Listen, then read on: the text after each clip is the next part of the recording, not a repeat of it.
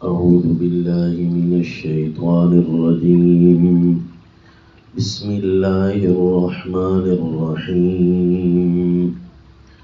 يا أيها الذين آمنوا قوا أنفسكم وأهليكم نارا وقودها الناس والحجارة عليها ملائكة غلاظ شداد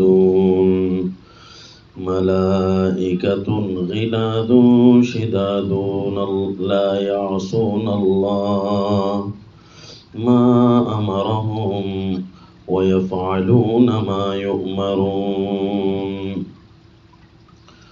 وصلی اللہ علی النبی الکریم. سورہ التحریم آیت نمبر 6. اے ایمان والو، قو انفسکم و اہلیکم نارا، اپنے آپ کو اور اپنے اہل کو آگ سے بچاؤ. وہ آگ وقودها الناس والحجارہ، جس آگ کا ایندھن لوگ اور پتھر ہوں گے.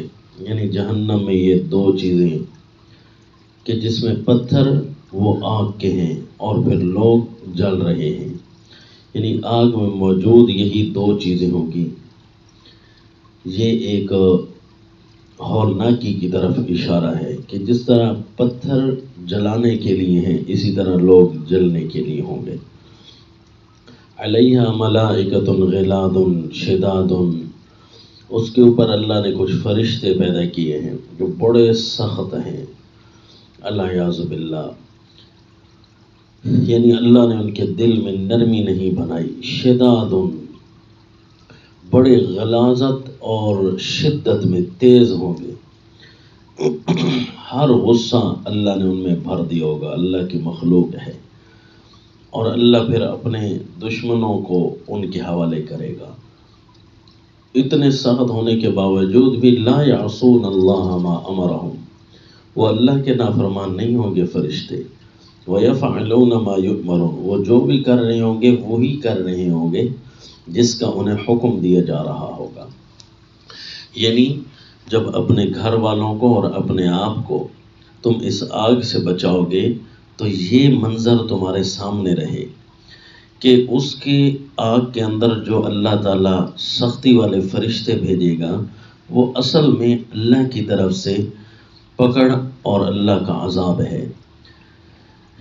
یہ اس بات کی طرف اشارہ بھی ہو رہا ہے کہ جب اتنے غلیظ اور شدید قسم کے جہنم کے نگران فرشتے وہ اللہ کے امر کے ذرا بھی نہیں ہٹ سکتے تو دنیا میں آنے والی تکلیفیں وہ اللہ کے امر کے بغیر کیسے ہیں؟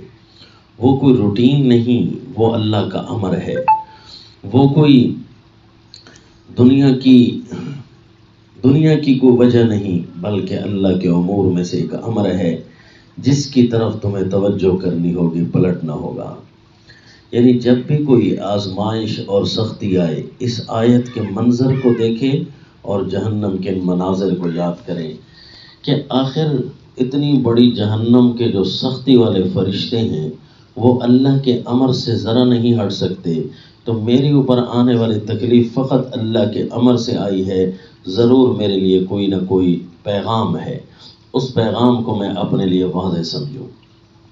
جس طرح پیارے سیدنا یوسف علیہ الصلاۃ والتسلیم جب کنویں میں جا رہے تھے، جب ان کے بھائی ان کو ایسی جگہ رکھنے گئے کہ جہاں سے وہ باہر نہیں نکل سکیں گے تو اس وقت اللہ کریم فرماتے ہیں کہ ان کے دل پر ہم نے ایک خیال نشر کیا کہ دیکھو اب میرا اس میں قصور تو نہیں، البتہ خیال یہ نشر کیا کہ یہ مجھے اگر کنویں میں ڈال رہے ہیں لَتُنَبَّئَنَّهُمْ بِأَمْرِهِمْ هَذَا وَهُمْ لَا يَشْعُرُونَ، کہ ایک ضرور اس میری آزمائش میں کوئی سربلندی ضرور ہے، کوئی انعام میرے لیے اللہ نے ضرور چھپا کر رکھا ہے. کیونکہ جیسے ہی کوئی تکلیف آتی ہے تو مومن سب سے پہلے اس کی وجہ کی طرف جاتا ہے کہ میرے اللہ کی طرف سے آ رہی ہے ورنہ کسی اور کی طاقت تو نہیں تھی. یہ کیوں کر رہے ہیں؟ یہ کیوں آ رہی ہے آزمائش؟ یہ انسان میرے دشمن کیوں بنے؟ حتیٰ کہ جانور بھی چمٹی بھی ڈس لینا اس پر بھی سوچنا ہے کہ اس کو میری طرف متوجہ تو میرے اللہ نے کیا، آخر اس کی کیا وجہ ہے؟ دو وجہ ہے، یا مجھے گناہوں کی سزا مل رہی ہے یا سربلندی کا وقت آیا ہے۔ اطاعت کی انعام ملنے کے لیے اللہ نے یہ صورت بنائی ہے کہ اس دروازے سے گزار کر انہیں بڑا انعام دوں۔ تو پیارے یوسف علیہ الصلوۃ والتسلیم نبی ہوتے ہیں، ان کی تو تکلیف گناہ کی وجہ سے نہیں ہوتی، وہ تو گناہ کے تصور سے پاک ہوتے ہیں۔ تو پھر انہوں نے جیسے ہی بچپن تھا ان کا، لیکن توجہ پھر بھی اس طرف جا رہی ہے کہ میرے اللہ کا امر ہے، تو پھر میرے اللہ مجھے ایسی سربلندی تک بھیجنا چاہتے ہیں یقیناً، کیونکہ میرے ابو نے بتایا تھا کہ تجھے اللہ نبی بنائے گا۔ یتم نعمتہ علیک وعلی آل یعقوب، اللہ اپنی نعمتیں تیرے اوپر پوری کرے گا۔ یہ میرے لیے لگتا ہے نعمت ہے، یہ نعمت کا کوئی نہ کوئی دروازہ ہے جس کو میں کھولنے جا رہا ہوں۔ لَتُنَبِّئَنَّهُمْ بِأَمْرِهِمْ هَذَا وَهُمْ لَا يَشْعُرُونَ، ان کو ضرور میں ایک نہ ایک دن ایسی بات بتاؤں گا جس کا ان کو پتہ بھی نہیں ہوگا۔ یعنی مومن پر آنے والی ذرا سی بھی تکلیف ہے تو فوراً رجوع اللہ کرتا ہے، سوچتا ہے کہ اصل تار تو اللہ کی طرف سے ہل رہی ہے، میرے اوپر یہ آزمائش آئی، یہ مصیبت آئی، اصل پروگرام تو وہاں سے نشر ہو رہا ہے۔ دیکھوں کہ نافرمانی میں نے کی ہے جس کی سزا مجھے ملی، یا یہ کوئی میں نے اطاعت کی ہے جس کے انعام کا دروازہ ایک عجیب انداز سے کھلنے والا ہے، جس میں میری آزمائش بھی ہو جائے گی اور اللہ تعالیٰ میرے لیے انعام کا راستہ بھی بہت بڑا کھولیں گے۔ جس طرح سیدنا ابراہیم علیہ الصلاۃ والتسلیم، یہ سیدنا یوسف علیہ الصلاۃ والتسلیم کے پردادا، اللہ نے ان کو ایسی آزمائشوں میں ڈالا کہ پہلے جان کی بات کی تو آگ میں جانا پڑا، لیکن جیسے ہی آپ نے قدم اٹھایا تو اللہ کے پیغمبر ہیں، فوراً سمجھ جاتے ہیں کہ یہ جو تکلیف آئی ہے میرے اوپر، یہ اصل تو اللہ کی طرف سے ہے کہ اللہ نے کوئی نہ کوئی یہاں مجھے پیغام دینا چاہا ہے۔ اب وہ پیغام کیا ہے؟ جیسے ہی آگ میں داخل ہوئے تو پیغام مل گیا، قلنا یا نار کونی بردا وسلاما علی ابراہیم، کہ اے آگ ٹھنڈی ہو جا۔ یعنی یہ میرے لیے سرفرازیوں کی ایک وجہ ہے کہ ان کافروں نے مجھے اتنا ستایا ہے کہ میرے لیے ہر جگہ سے کوشش کی ہے کہ اس کا سکون چھن جائے، لیکن اللہ کریم نے ایسی جگہ پر میرے لیے سکون ڈال دیا ہے کہ اب کچھ عرصہ یہاں بڑے امن سے رہوں گا۔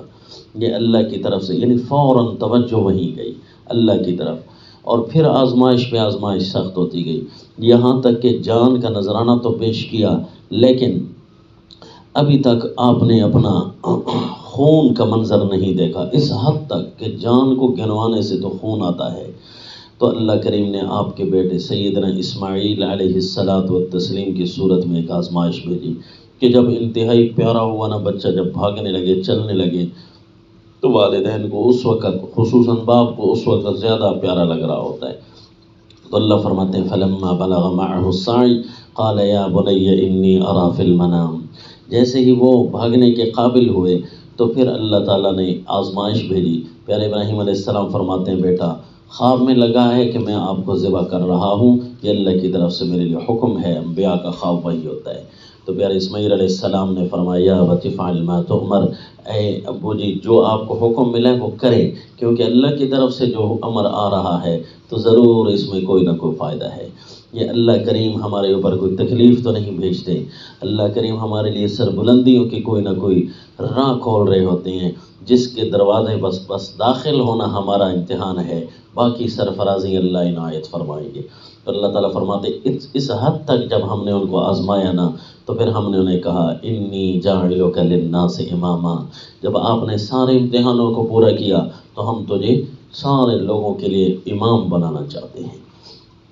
جیسے ہی کوئی تکلیف آئی تو فوراً اپنی کمی کی طرف توجہ کی، اسی لیے تو فرمایا کہ جب تمہارے اوپر آگ کی تکلیف آئے گی تو اس کی وجہ یہی ہوگی کہ تم خود یا تم نے اپنے اہل و عیال کو اس سے تیار نہیں کیا تھا، اس سے بچایا نہیں تھا۔ حتیٰ کہ دنیا کی بھی کوئی تکلیف آتی تو اللہ کی طرف توجہ ہوتی، اور یہ تو اخروی بہت بڑی تکلیف ہے جس کے اندر صرف اور صرف وجہ یہی ہے کہ تم نے اپنے اللہ سے توڑا تھا۔ تو یہ آیت بہت بڑا درس دیتی ہے اس موضوع پر کہ آخرت کی اتنی بڑی تکلیف جس میں سخت سے سخت فرشتے اللہ نے جہنم کے داروغے بنائے، وہ بھی اللہ کے امر اور اطاعت کے بغیر ایک بال بھی کسی کا ٹیڑھا نہیں کرتے، تو دنیا میں آنے والی تکلیفیں وہ بھی ساری کی ساری آزمائشیں اللہ کریم کی طرف سے ہیں. ما اصاب من مصیبت فبما کسبت ایدیکم. جب بھی کوئی مصیبت تکلیف آزمائش تم پر پہنچے تو سمجھ لینا کہ ہمارے ہاتھوں کا کیا دھرا ہے، جس کی ہمیں کہیں اللہ کی طرف سے ابھی تنبیہ مل رہی ہے کہ آئندہ یوں نہ کرنا. کیونکہ جب تنبیہ ایسی ملے کہ جس میں جان نہ جائے تو اس کا مطلب یہ ہوتا ہے کہ آئندہ نہ کرنا، اس کی سزا تو ابھی آ رہی ہے. لیکن اگر کوئی گناہ کی وجہ نہیں ہے پھر بھی آزمائش آ رہی ہے تو سمجھ جاؤ کہ اس کے فوراً بعد اللہ تعالیٰ کو انعام دینا چاہتے ہیں. لہذا اپنے آپ کو اور اپنے اہل و عیال کو ایک اللہ کے دروازے کا تابع کرنا کہ کہیں ایسا نہ ہو کہ رب کریم کی طرف سے تم پر اعتراض لگے. کوئی ایسی بات نہ ہو، حتیٰ کہ جب بندہ سو کر اٹھتا ہے تو اس وقت سب سے پہلے خیال کیا دل میں آتا ہے؟ رسول اللہ صلی اللہ علیہ وسلم سورہ آل عمران کے یہ رکوع تلاوت کرتے ہیں. ان فی خلق السماوات والارض. اس سارے رکوع کے اندر تفکرات ہے مومن کے. یعنی مومن یہ سوچتا ہے کہ اللہ نے مجھے آج جو زندگی دی ہے ایک نئی زندگی ہے، اس زندگی کو اللہ نے فضول تو نہیں بنایا، اس میں مجھے آسمان و زمین نظر آئیں گے، کیا یہ فضول تو نہیں ہوں گے، اس میں میرے لیے سوچنے سمجھنے کی چیز ہوگی. یعنی جس طرح روزی روٹی کو جمع کرنے کا خیال دل میں سب سے پہلے آتا ہے نا، جبکہ وہ ہمارے ذمہ بھی نہیں، وہ اللہ نے اپنے ذمہ خود لگا رکھا ہے. تو اسی طرح اس سے کہیں بڑھ کر ہمیں اپنی آخرت کی فکر کا خیال پہلے دل میں گونجے کہ آج ساری دن کے میرے فرائض کیا ہیں. میں اپنے اہل و عیال کو سمجھاؤں گا، بتاؤں گا، ان کو بھی اپنے اللہ کے تابع کروں گا اور خود بھی اپنے آپ کو اللہ کے تابع کرنے کی کوشش کروں گا. اور پھر رسول اللہ صلی اللہ علیہ وسلم کی دعا بھی یاد رکھیں، یا مقلب القلوب ثبت قلبی علی طاعتک. اے دلوں کو پھیرنے والے، میرا دل اپنی اطاعت کے اوپر مضبوط کر لے. اور اصحاب کہف کی بھی یہ دعا یاد رکھے، ربنا آتنا من لدنک رحمہ وہیئ لنا من امرنا رشدا. اے اللہ معاملہ سخت آ گیا ہے، اپنی خصوصی رحمت ہم پر نازل فرما اور ہمارے اس معاملے کے اندر جو بھی کوئی توڑ آیا ہے اے اللہ اس کو چھوڑ دے. وما علینا الا البلاغ.